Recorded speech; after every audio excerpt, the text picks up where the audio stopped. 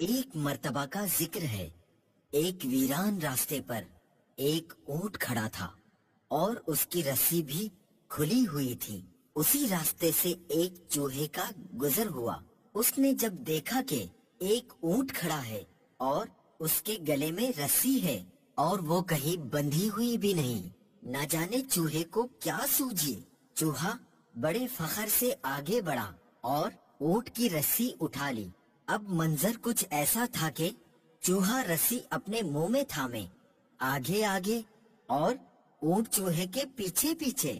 چوہے کی چال ڈھال میں بڑا تکبر تھا۔ چوہا دل ہی دل میں اپنے اس کارنامے پر بہت خوش تھا کہ اتنے لمبے اور بڑے جانور کو میں اپنے پیچھے پیچھے گھما رہا ہوں۔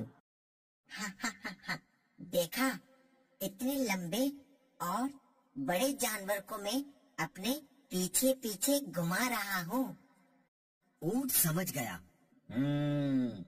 چھوٹے سے جانور، تو کس قدر خوش فہمی کا شکار ہے، بس تھوڑی دیر صبر تو کر۔ چوہا اور اونٹ ایک ندی کے کنارے پہنچ گئے۔ ندی دیکھ کر تو چوہا ڈر گیا، چلتے چلتے رک گیا۔ اونٹ رکا اور چوہے سے مخاطب ہوا، اے میرے رہبر، خیریت، آپ رک گئے؟ پیارے مدنی منو، پتا ہے پھر کیا ہوا؟ چوہا جو پہلے تو بہت تکبر و فخر سے چل رہا تھا، اب ندی کے بہتے پانی اور گہرائی کو دیکھ کر تو اس کی حالت ہی غیر ہو گئی۔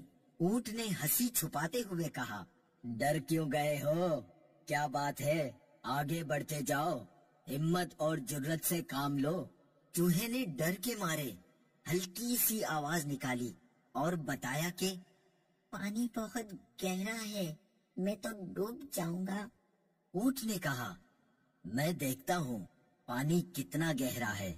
پھر وہ ندی کے پانی کے اندر اتر گیا اور چوہے کو بتایا کہ پانی کوئی اتنا گہرا بھی نہیں، بس گھٹنوں گھٹنوں تک ہی تو ہے، آپ آئیں آگے تاکہ میں آپ کے پیچھے پیچھے ندی پار کر سکوں۔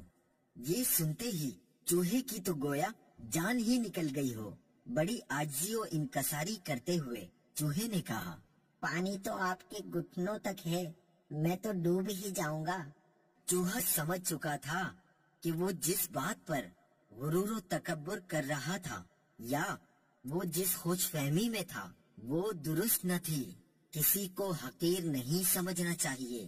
چوہا اپنے کیے پر بہت شرمندہ تھا۔ کبھی اپنے آپ سے کمتر کسی کو نہیں سمجھنا چاہیے۔ ہر چیز کی اپنی اہمیت ہوتی ہے۔ آؤ میری پیٹھ پر بیٹھ جاؤ۔